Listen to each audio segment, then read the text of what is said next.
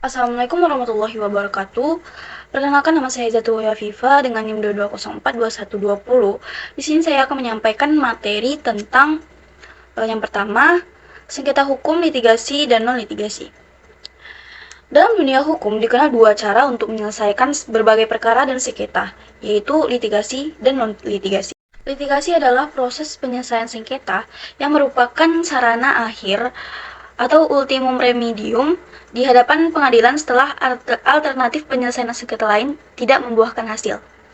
Litigasi menempatkan para pihak saling berlawanan satu sama lain. Dengan demikian, bisa dikatakan proses litigasi adalah penyelesaian sengketa di antara para pihak yang dilakukan di muka pengadilan. Penyelesaian sengketa dalam bentuk litigasi banyak terjadi di dunia bisnis, seperti dalam perdagangan, perbankan, proyek pertambangan, minyak dan gas, energi, infrastruktur, dan sebagainya. Proses litigasi melibatkan aktivitas pengumpulan bukti hingga penyampaian informasi mengenai sebuah perkara agar hakim bisa mendapatkan gambaran lengkap mengenai permasalahan yang ada untuk membuat keputusan. Intinya, hasil akhir dari litigasi adalah kekuatan hukum yang mengikat pihak-pihak yang terkait dalam perkara tersebut. Umumnya, pelaksanaan gugatan disebut dengan litigasi. Seperti yang diketahui, proses litigasi adalah membawa permasalahan sengketa ke jalur hukum, sedangkan proses non-litigasi penyelesaiannya berdasarkan itikat baik yang dimiliki para pihak yang bersengketa. Penyelesaian sengketa di luar jalur pengadilan, sesuai kesepakatan bersama dan tertulis dalam sebuah perjanjian, inilah yang disebut dengan arbitrase. Dengan demikian, yang dimaksud dengan non-litigasi adalah penyelesaian sengketa di luar pengadilan atau sering juga disebut dengan alternatif penyelesaian sengketa. Terdapat beberapa cara penyelesaian sengketa non-litigasi, salah satunya ialah melakukan mediasi. Mediasi merupakan proses perundingan untuk memperoleh kesepakatan para pihak dengan dibantu oleh mediator. Sifat dari proses mediasi pada asasnya tertutup kecuali para pihak menghendaki lain. Kedua cara menyelesaikan masalah tersebut, baik litigasi maupun non-litigasi, diatur dan diakui oleh hukum perundangan di Indonesia. Selanjutnya, materi yang kedua yaitu tentang hukum acara dan macam-macamnya. Hukum acara dibuat untuk menjamin adanya sebuah proses hukum yang semestinya dalam menegakkan hukum. Jadi rangkaian aturan yang mengatur tata cara mengajukan suatu perkara ke suatu badan peradilan atau pengadilan serta cara-cara hakim memberikan putusan disebut dengan hukum acara. Hukum acara mengatur cabang-cabang hukum yang umum, seperti hukum acara pidana dan perdata. Masing-masing negara memiliki yurisdiksi dan kewenangan mahkamah yang beragam, memiliki aturan yang berbeda-beda mengenai hukum acara. Umumnya, hukum acara di seluruh dunia memiliki unsur-unsur yang serupa, meski memiliki aturan yang berbeda-beda. Hukum acara memastikan hukum ditegakkan secara adil dan semestinya. Hukum acara mengatur tata cara pendakwaan, pembuktian, pemberitahuan, dan pengujian hukum material demi terlaksananya hukum. Di sini saya akan menyebutkan beberapa hukum acara yang berlaku di Indonesia. Yang pertama, Kitab Undang-Undang Hukum Acara Pidana yang mengatur hukum acara pidana. Yang kedua, Kitab Undang-Undang Hukum Perdata yang mengatur hukum acara perdata. Yang ketiga, Undang-Undang Peradilan Agama yang mengatur hukum acara peradilan agama. Yang keempat, Undang-Undang Peradilan Tata Usaha Negara yang mengatur hukum acara peradilan tata usaha negara. Yang kelima, Peradilan Tata Usaha Negara. Dan yang keenam, Undang-Undang Mahkamah Konstitusi yang mengatur hukum acara Mahkamah Konstitusi. Materi ketiga yaitu tentang sistem peradilan dan kekuasaan kehakiman. Sistem peradilan hukum di Indonesia dibedakan menjadi 4 lingkungan peradilan, yaitu peradilan umum atau sipil dan peradilan tata usaha negara, peradilan agama, dan peradilan militer atau khusus. Pengadilan umum atau pengadilan sipil adalah pengadilan yang menyelesaikan perkara warga sipil. Pengadilan sipil di Indonesia pada umumnya berada dalam lingkungan peradilan umum, sementara pengadilan khusus terdiri dari pengadilan militer, pengadilan PT-UN, dan pengadilan agama. Selanjutnya yaitu kekuasaan kehakiman di Indonesia. Undang-undang tentang kekuasaan kehakiman yang digunakan saat ini adalah Undang-Undang Nomor 48 Tahun 2009 tentang kekuasaan kehakiman yang melengkapi Undang-Undang Kekuasaan Kehakiman sebelumnya, yaitu Undang-Undang Nomor 4 Tahun 2004 tentang kekuasaan kehakiman. Undang-undang tersebut telah dilakukan uji materi ke Mahkamah Konstitusi atau MK. Dalam hal ini, MK telah memutus pemohonan uji materinya dengan putusan nomor 97 atau PUU 9 atau 2013. yang pada intinya menyatakan pasal 29 ayat 1 huruf E Undang-Undang Nomor 48 Tahun 2009 tentang kekuasaan kehakiman bertentangan dengan Undang-Undang NRI tahun 1945 dan tidak mempunyai kekuatan hukum mengikat. Hal-hal penting tentang kekuasaan kehakiman seperti asas penyelenggaraan kekuasaan kehakiman, pelaku kekuasaan kehakiman, pengangkatan dan pemberhentian hakim, dan hakim konstitusi, penambahan lainnya yang fungsinya berkaitan dengan kekuasaan kehakiman, pengawasan hakim dan hakim konstitusi, pejabat peradilan, putusan pengadilan, pelaksanaan putusan pengadilan, bantuan hukum, penyelesaian sengketa di luar pengadilan, bagian penutup, serta penjelasannya. Tentang penyelenggaraan kekuasaan kehakiman dalam pasal 2 disebutkan bahwa yang pertama, peradilan dilakukan demi keadilan berdasarkan ketuhanan yang Maha Esa. Yang kedua, peradilan negara menerapkan dan menegakkan hukum dan keadilan berdasarkan Pancasila. Yang ketiga, semua peradilan di seluruh wilayah negara Republik Indonesia adalah peradilan negara yang diatur dengan undang-undang. Yang keempat, peradilan dilakukan dengan sederhana, cepat, dan biaya ringan. Beberapa prinsip penting lainnya yang diatur dalam bagian ini seperti hakim yang mandiri mengadili menurut hukum dengan tidak membeda-bedakan, keharusan hakim untuk menggali, mengikuti, dan memahami nilai-nilai hukum dan rasa keadilan yang hidup dalam masyarakat. Juga asas-asas spesifik seperti asas legalitas dalam penjatuhan pidana, juga prinsip penangkapan, penahanan, penggeledahan, dan penyitaan berdasarkan regulasi yang benar, asas praduga tak bersalah, asas sidang pemeriksaan yang terbuka untuk umum kecuali diatur lain, dan juga ketentuan teknis tentang hukum acara di pengadilan. Dalam hal ini, posisi hakim adalah sebagai pelaksana langsung dari kekuasaan kehakiman karena diberi mandat oleh undang-undang. Undang-Undang Republik Indonesia Nomor 48 Tahun 2009 tentang kekuasaan kehakiman, pasal 19 menyebutkan bahwa hakim dan hakim konstitusi adalah pejabat negara yang melakukan kekuasaan kehakiman yang diatur dalam undang-undang. Dari situ, sebagaimana ditegaskan oleh Sunarto, hakim bisa dipandang sebagai pelaku nyata kekuasaan kehakiman. Dalam melaksanakan mandat tersebut, hakim harus berpegang pada prinsip-prinsip penting yang ditentukan oleh undang-undang. Misalnya dalam pasal 28 Undang-Undang Nomor 4 Tahun 2004 disebutkan bahwa hakim wajib menggali, mengikuti, dan memahami nilai-nilai hukum dan rasa keadilan yang hidup dalam masyarakat. Karena itu di sebuah pengadilan, hakim punya peran yang sangat penting, yaitu sebagai subjek utama pelaksanaan kekuasaan kehakiman.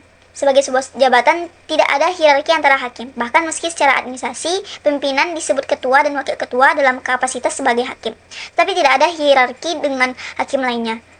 Adapun ketua dan wakil ketua pengadilan, mereka adalah mandataris dan dari para hakim untuk mengurus persoalan administrasi. Bahkan jika ketua hendak melakukan fungsi mengadili, dia harus menunjuk dirinya sendiri bersama dengan hakim anggotanya melalui sebuah penetapan. Oke, materi selanjutnya, materi keempat, yaitu tentang pembuktian dan alat bukti sengketa. Yang dimaksud dengan hukum pembuktian adalah hukum yang mengatur tentang tata cara untuk menetapkan terbuktinya fakta yang menjadi dasar hukum dari pertimbangan dalam menjatuhkan suatu putusan. Menurut Indro Harto, fakta tersebut terdiri fakta berikut, yaitu yang pertama, fakta hukum. Fakta hukum yaitu kejadian-kejadian atau keadaan-keadaan yang eksistensi atau keberadaannya tergantung dari penerapan suatu peraturan perundang-undangan. Dan yang kedua yaitu fakta biasa, yaitu kejadian-kejadian atau keadaan-keadaan yang juga ikut menentukan adanya fakta hukum tertentu. Pasal 100 ayat 2 UU PTUN menentukan bahwa kejadian yang telah diketahui umum tidak perlu dibuktikan.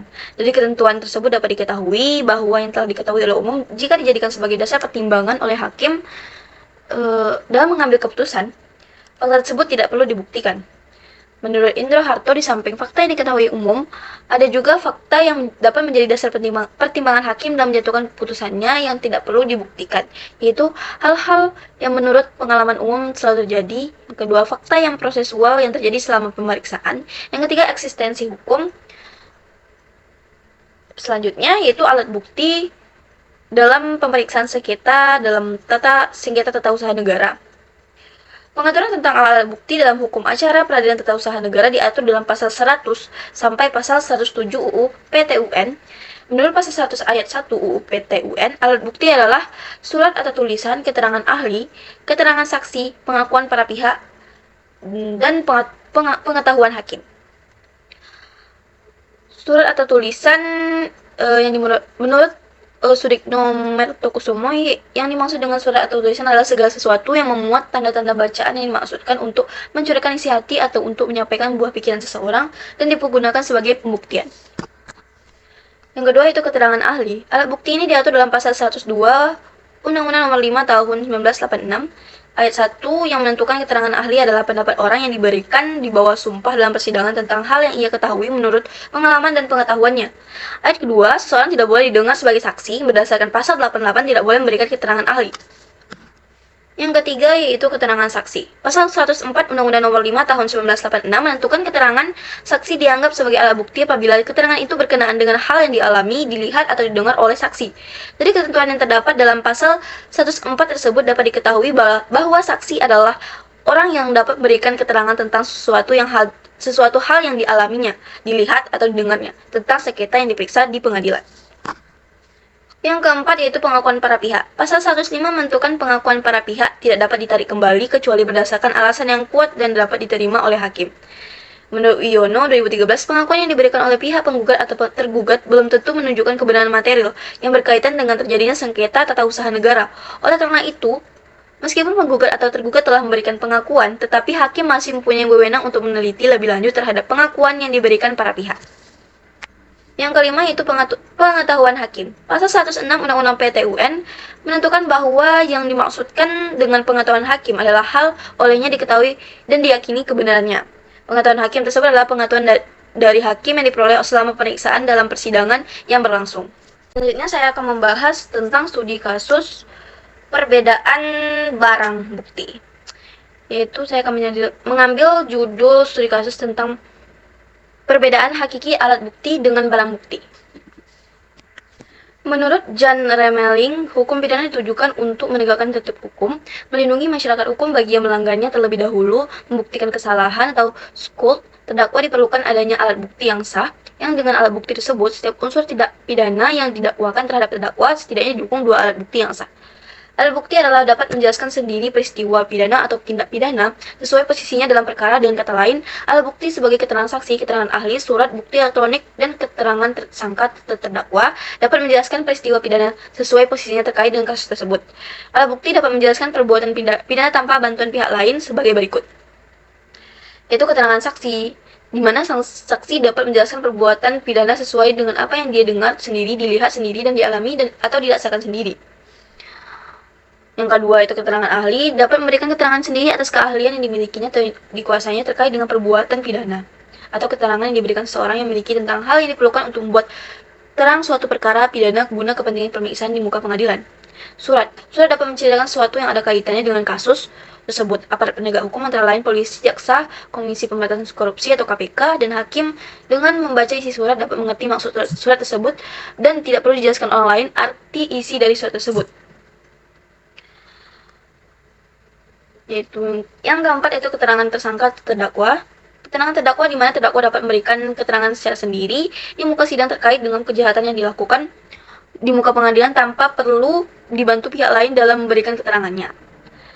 Selanjutnya, barang bukti. Barang bukti yaitu untuk mengetahui posisinya dalam perbuatan pidana tersebut diperlukan penjelasan pihak lain yang statusnya sebagai alat bukti, baik sebagai keterangan saksi, surat, dan keterangan tersangka atau terdakwa, karena tanpa ada penjelasan pihak lain tidak akan mengetahui status atau kedudukan barang bukti tersebut dalam kasus yang dimaksud.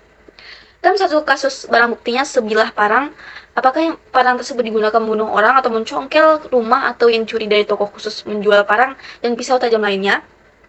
Setelah dijelaskan saksi korban bahwa parang tersebut hilang dari tokonya, saksi lain ada yang melihat yang membawa parang tersebut. Saksi berikutnya ada yang membeli parang tersebut, kemudian tersangka mengakui mengambil parang tersebut, kemudian dijual kepada saksi yang menadah tadi. Jadi dengan penjelasan para saksi dan tersangka baru mengetahui bahwa posisi parang dalam perkara tersebut dicuri dari toko pisau milik saksi korban. Barang bukti tidak sependapat masuk alat bukti, karena barang bukti tidak bisa menjelaskan posisinya di muka persidangan terkait kesalahan terdakwa di muka pengadilan. Dalam ketentuan hukum, untuk menentukan bersalah tidaknya tersangka terdakwa, minimal memenuhi dua alat bukti, dan hakim yakin padahal barang bukti termasuk alat bukti. Jadi dua barang bukti sudah termasuk alat bukti dan dapat menentukan bersalah tidaknya terdakwa. Kalau barang bukti sebagai alat bukti yang terdiri dari dua alat bukti, yaitu sebuah sepeda motor dan seekor sapi, lalu hakim bertanya kepada dua alat bukti tersebut bagaimana keberadaannya sampai ke pengadilan, padahal barang bukti benda mati berupa sepeda motor dan benda hidup berupa seekor sapi yang tidak bisa berbicara atau menyampaikan pendapatnya, tentu hakim akan bingung menjatuhkan hukuman kepada terdakwa karena dua alat bukti tidak bisa memberikan keterangan atas perbuatan kejahatan yang dilakukan terdakwa. Maka hakim akan membebaskan terdakwa dari dakwaan jaksa penuntut umum. Jadi dapat disimpulkan bahwa berdasarkan hal tersebut, alat bukti dengan barang bukti berbeda, yaitu alat bukti sebagai keterangan saksi, keterangan ahli, surat bukti elektronik, dan keterangan tersangka terdakwa dapat menjelaskan secara langsung peristiwa pidana sesuai dengan posisinya dalam perkara tersebut. Yang kedua, barang bukti tidak dapat menjelaskan posisinya dalam perkara, dan yang dapat menjelaskan posisinya dalam perkara atas bantuan alat bukti, baik sebagai keterangan saksi, keterangan ahli, surat bukti elektronik, dan keterangan tersangka. Untuk menentukan bersalah atau tidaknya terdakwa berdasarkan keterangan saksi atau keterangan ahli, surat bukti elektronik, dan keterangan tersangka sebagai alat bukti sesuai ketentuan hukum, hakim dalam menjatuhkan hukuman kepada terdakwa minimal didukung 2 alat bukti. Sekian dari saya. Jika ada kesalahan, mohon maaf. Saya sudahi. Assalamualaikum warahmatullahi wabarakatuh.